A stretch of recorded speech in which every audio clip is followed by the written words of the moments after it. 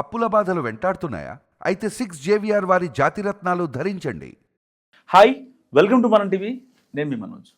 IBomma Ravi arrest అయ్యాడు, కటకటాల వెనుక ఓట్లు లెక్క పెడుతున్నాడు. కానీ కట్ చేస్తే ఆయన రిమాండ్లో ఉన్న టైంలో ఐబొమ్మ వెబ్సైట్ మళ్ళీ బ్యాక్ వచ్చింది. అందరికీ ఇప్పుడు గూగుల్లో అందుబాటులో ఉంది. సో మరి ఎలా వచ్చింది, ఏంటి, ఎందుకు ఐబొమ్మ రవికి అంత హ్యూజ్ లెవెల్లో ఫ్యాన్ బేస్ పెరుగుతుంది? మాట్లాడదాం. మనతో పాటు ప్రముఖ పొలిటికల్ అనలిస్ట్ కట్టా కార్తిక్ గారు ఉన్నారు. నమస్కారం సార్. ఐబొమ్మ రవి నిజంగా 20 కోట్లు దుబ్బేసాడా, 30 కోట్లు దుబ్బేసాడా అని చెప్పి చాలామంది మాట్లాడుకుంటున్నారు. కొంతమంది అయితే ఎక్స్ట్రీమ్గా వెళ్ళిపోయి ఎన్కౌంటర్ కూడా చేయాలంటున్నారు, కొంతమంది బడా నిర్మాతలు. కానీ గ్రౌండ్ లెవెల్లో మాత్రం సీన్ వేరే లెవెల్లో ఉంది. అసలు ఆయన ఎందుకు అరెస్ట్ చేయాలి, ఆయన విడిచిపెట్టండి, ఆయన బయటికి తీసుకొస్తామని చెప్పి లాయర్లు మాట్లాడుతున్నారు, సపోర్ట్గా నెటిజన్స్ కామెంట్ చేస్తున్నారు. ఎంత హ్యూజ్ లెవెల్ ఎలా సార్? అసలు సినిమా మీద ఉన్న వ్యతిరేకత ఐబొమ్మ రవికి అనుకూలతగా మారింది. సినిమా వాళ్ళ మీద, సినిమా దోపిడీ మీద, సినిమా టికెట్ల రేట్ల పెంపు మీద, సినిమా థియేటర్ల దోపిడీ మీద, మల్టీప్లెక్స్ల దోపిడీ మీద ప్రజల్లో ఎప్పటి నుంచో ఉన్నటువంటి కోపం ఒక్కసారిగా బయటకు వచ్చి ఐబొమ్మ రవికి మద్దతుగా మారింది. ఇప్పుడు ఒక సినిమాని ఫ్యామిలీతో కలిసి థియేటర్లోనే చూడాలని సగటు ప్రేక్షకుడు అనుకుంటాడు జనరల్గా అయితే. కానీ ఎందుకు ఐబొమ్మకి అలవాటు పడ్డారు అంటే, ఒక విషయం, వాడు ఫ్రీగా సినిమా ఇస్తున్నాడని, రెండోది హెచ్డి క్వాలిటీతోనే ఇస్తున్నాడు అనేది కారణం అయితే, బయట సినిమా థియేటర్కి వెళ్తే వేల రూపాయలు ఖర్చు అవుతాయి అని.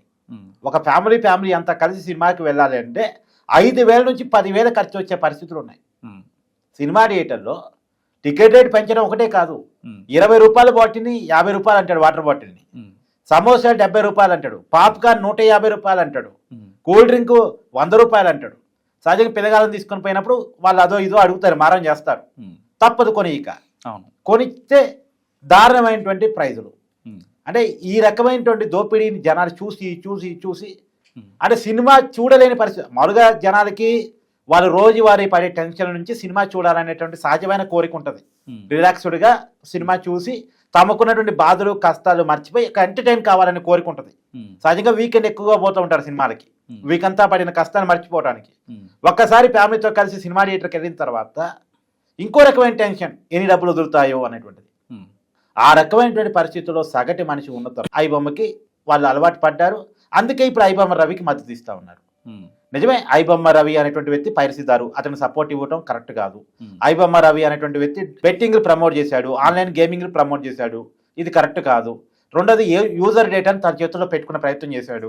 బయటకు వచ్చిన సమాచారం ప్రకారం 50 లక్షల మంది పర్సనల్ డేటా, అంటే మన మొబైల్లో ఐబొమ్మ వెబ్సైట్ ఓపెన్ చేస్తే మన డేటా మొత్తం అతని దగ్గరికి వెళ్ళిపోతుంది.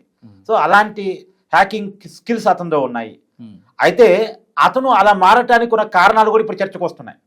ఎందుకు హ్యాకింగ్ వైపు వెళ్ళాడు, ఎందుకు నకిలీ వెబ్సైట్ ఓపెన్ చేశాడు అంటే, వాళ్ళ భార్య మీద ఉన్నటువంటి, అంటే వాళ్ళ భార్య డబ్బులు సంపాదించడం రావట్లేదని ఇతను వేధించిందంట. వాళ్ళ అత్త కూడా హేళన చేస్తుందంట. డబ్బులు సంపాదించడం రావట్లేదని ఒకే ఒక కారణం చేత విడాకులు తీసుకుంటే, డబ్బులు సంపాదించారనే కారణం ఎలాగైనా అది మంచిగా చెడా పక్కన పెట్టు. అంటే సమాజంలో నెగిటివ్ సిచ్యువేషన్స్ ఏర్పడ్డప్పుడు మంచికి చెడుకి సంబంధం లేకుండా మనిషి ముందుకెళ్తాడు, అంటే పరిస్థితులను బట్టి. ఇప్పుడు అతని పరిస్థితులు ఏంది, ఇష్టపడి ప్రేమించి పెళ్లి చేసుకున్న భార్య డబ్బులు సంపాదించడం రావట్లేదని హేళన చేసిందంట. ఆమెకు చూపించే ప్రయత్నం చేశాడట, నేను ఇలా సంపాదించగలను. అయినా నమ్మలేదట. ఈవెన్ వాళ్ళ అత్త కూడా హేళన చేసిందంట. ఆ పరిస్థితుల్లో నుంచి ఎలాగైనా డబ్బులు సంపాదించాలని ఈ మార్గాన్ని ఎంచుకున్నాడట. అంటే అతనికి ఎదురైన సిచ్యువేషన్స్. రెండోది, అతని సిచ్యువేషన్స్ అతన్ని అటువైపు పంపించాయి, ప్రజల సిచ్యువేషన్స్ అతను అభిమానించేలా చేశాయి. ఇప్పుడు నువ్వు ఇందాక అన్నావు, ఎవరో ఒక బడా నిర్మాత ఎన్కౌంటర్ చేయాలని అంటున్నాడు అని చెప్పేసి. ఇప్పుడు ప్రజలు ఏం అడుగుతున్నారు తెలుసా, డ్రగ్స్ కేసులో సినిమా ఇండస్ట్రీకి సంబంధించిన 10ల సంఖ్యలో చాలా మంది విచారణ ఎదుర్కొన్నారు. ఆ కేసులు ఏమని తెలియదు, వాళ్ళని ఎన్కౌంటర్ చేయాలిగా. మరి సినిమా ఇండస్ట్రీ వాళ్ళు డ్రగ్స్ కేసులో ఉన్నారు, చాలా పెద్ద వాళ్ళు ఉన్నారు. మరి వాళ్ళని హీరోలు, హీరోయిన్లు, డైరెక్టర్లు, ప్రొడ్యూసర్లు ఉన్నారు. ప్రొడ్యూసర్లు కుమారులు, డైరెక్టర్ల కుమారులు ఉన్నారు. మరి వాళ్ళందరినీ ఎన్కౌంటర్ చేయాలిగా. తర్వాత సినిమా వాళ్ళ మీద చాలా భూ కబ్జా ఆరోపణలు ఉన్నాయి, సామాన్యుల భూములు కొట్టేశారు అని చెప్పేసి. వాళ్ళని ఎన్కౌంటర్ చేయాలిగా. సినిమా వాళ్ళు బెట్టింగ్ యాప్లు, సినిమా వాళ్ళ మీద చాలా మంది మీద బెట్టింగ్ యాప్ల మీద ఆరోపణలు ఉన్నాయి. ప్రకాష్ రాజ్ మీద ఉన్నాయి, రానా మీద ఉన్నాయి, విజయ్ దేవరకొండ మీద ఉన్నాయి, ఇలా చాలా మంది మీద ఉన్నాయి. సినిమా హీరోలు, హీరోయిన్లు. ఇప్పుడు ఐబొమ్మ రవి తన వెబ్సైట్ ద్వారా ప్రమోట్ చేస్తే బెట్టింగ్ యాప్లకి ఎంతమంది ప్రమోట్ అవుతారో తెలియదు, కానీ సినిమా వాళ్ళ వల్ల ప్రభావితం అయితే మాత్రం అవుతారు. రానా ఒక యాడ్ ఇస్తే, ప్రకాష్ రాజ్ ఒక యాడ్ ఇస్తే వాళ్ళని నమ్మే వాళ్ళు, వాళ్ళని అభిమానించే వాళ్ళు చాలా మంది ప్రభావితం అవుతారు. వీళ్ళు అంతకన్నా పెద్ద ఇన్ఫ్లుయెన్స్ కెపాసిటీ ఉన్న వాళ్ళే కదా. అవును. మరి ఇలాంటి వాళ్ళు ప్రమోట్ చేశారు, వీళ్ళందరినీ ఎన్కౌంటర్ చేయాలా? సి కళ్యాణ్ గారు సమాధానం చెప్పాలి. సి కళ్యాణ్ గారే ఎన్కౌంటర్ చేయమని డిమాండ్ చేసింది. ఆయన సమాధానం చెప్పాలి. ఇప్పుడు ఒకవేళ ఎన్కౌంటర్ కనుక చేయాల్సి వస్తే ఇది పెద్ద నేరంగా భావించి ఎన్కౌంటర్ వరకు వెళ్ళాల్సి వస్తే సినిమా ఇండస్ట్రీకి సంబంధించిన ఎంతమంది హీరోలను ఎన్కౌంటర్ చేయాలి, ఎంతమంది హీరోయిన్లను ఎన్కౌంటర్ చేయాలి, ఎంతమంది డైరెక్టర్లను ఎన్కౌంటర్ చేయాలి, ఎంతమంది ప్రొడ్యూసర్లను ఎన్కౌంటర్ చేయాలి? సమాజానికి సంబంధం లేకుండా సినిమా తయారైన తర్వాత సమాజం తమకి అనుకూలంగా ఉన్న వైపు వెళ్ళిపోయింది. ఒకప్పుడు సినిమా అంటే సామాజిక స్పృహ ఉండేది. ఒకప్పుడు సినిమా అంటే ఎంటర్టైన్ చేస్తూనే ఏదో ఒక మంచి మెసేజ్ ఇచ్చేది. రెండో సినిమా సమాజానికి అందుబాటులో కూడా ఉండేది. ఇప్పుడు కంప్లీట్ కమర్షియల్ అయిపోయింది, పూర్తిగా కమర్షియల్ అయిపోయింది. అదేదో గొప్పగా చెప్పుకుంటున్నారు, ఎన్ని కోట్లు వచ్చాయి అన్ని కోట్లు వచ్చాయి. సరే, ఇంకో విషయం చెప్పనా, ఎన్ని కోట్లు వచ్చాయి అన్ని కోట్లు వస్తే చెప్పుకుని నాకు అభ్యంతరం లేదు, కానీ అవి ఎలా వస్తున్నాయి అనేది కూడా పాయింట్ అవుట్ చేయాలి కదా.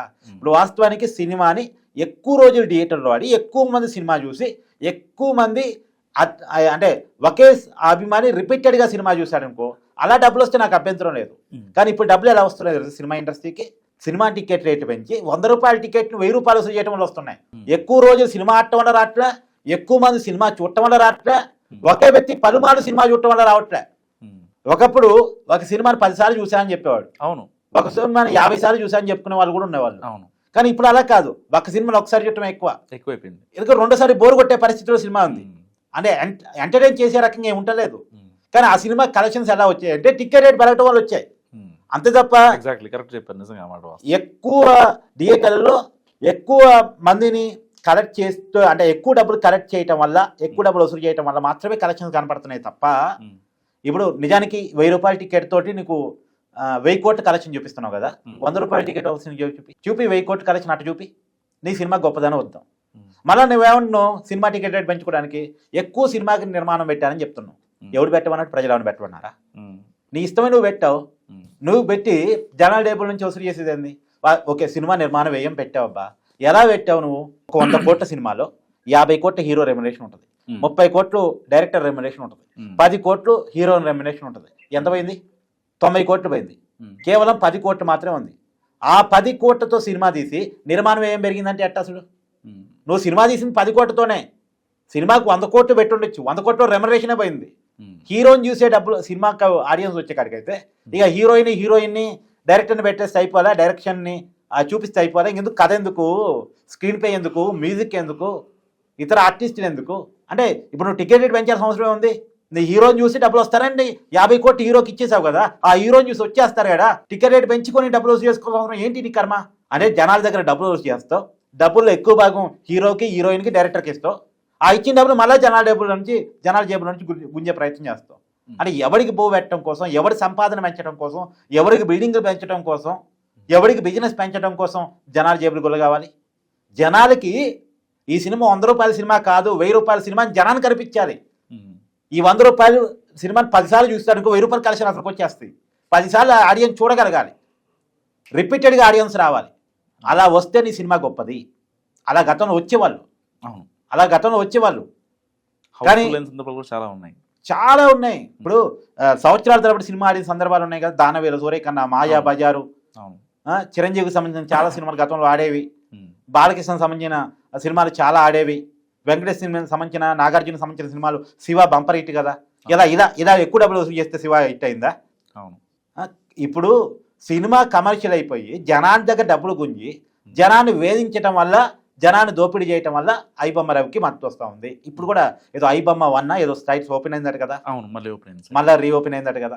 జనాలు ఇక కోరుకుంటున్నారు అలాంటి వాటిని. ఓటీటీల ద్వారా, సినిమా థియేటర్ ద్వారా చేస్తున్న భారీ దోపిడీకి జనం తిరగబడుతున్నారు. సినిమా ఇండస్ట్రీ రివ్యూ చేసుకోవాలి. నాకు ఒక విషయం చెప్పు, సజ్జనార్ ప్రెస్ మీట్ పెట్టాడు, పక్కన ఎవరు ఉన్నారు? సినీ ప్రముఖులు. ఎంతమంది ప్రముఖులు? దాదాపు 10 మంది దాకా ఉన్నారు. వాళ్ళలో ఎవరెవరు ఉన్నారు? చిరంజీవి గారు, నాగార్జున గారు, రాజమౌళి గారు, ఎంత పెద్ద పెద్దోళ్ళు వీళ్ళంతా.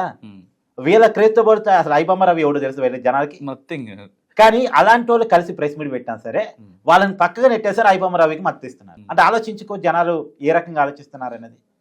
దీన్ని సినిమా ఇండస్ట్రీ రివ్యూ చేసుకోవాలి. ఇలా రివ్యూ చేసుకోకపోతే సినిమా థియేటర్లను జనం బ్యాన్ చేసే రోజు వస్తుంది, సినిమాని బ్యాన్ చేసే రోజు వస్తుంది. అనవసరంగా ఆ పరిస్థితి దాకా సినిమా ఇండస్ట్రీ తెచ్చుకోకుండా ఉన్న పరిస్థితిని రివ్యూ చేసుకుంటే చాలా మంచిదని నా ఉద్దేశం. మీరు అన్నట్టు ఐబొమ్మ రవిది ఎపిసోడ్ సినిమా ఇండస్ట్రీ గుణపాఠం అని చెప్పుకోవచ్చు. ఖచ్చితంగా గుణపాఠమే. దీని మీద సినిమా ఇండస్ట్రీ ఖచ్చితంగా రివ్యూ చేసుకోవాలి అనేది నా ఉద్దేశం. యా, థ్యాంక్ యూ కార్తిక్ గారు. సో ఇది కార్తిక్ గారు అనాలిసిస్. మీరేమనుకుంటున్నారు ఐబొమ్మ రవి గురించి? ఎన్కౌంటర్ చేయాలా, ఆయనకి ఇంకా మద్దతు పెరగాల? మస్తుగా కామెంట్ చేయండి. చూస్తున్నాండి మనం టీవీ.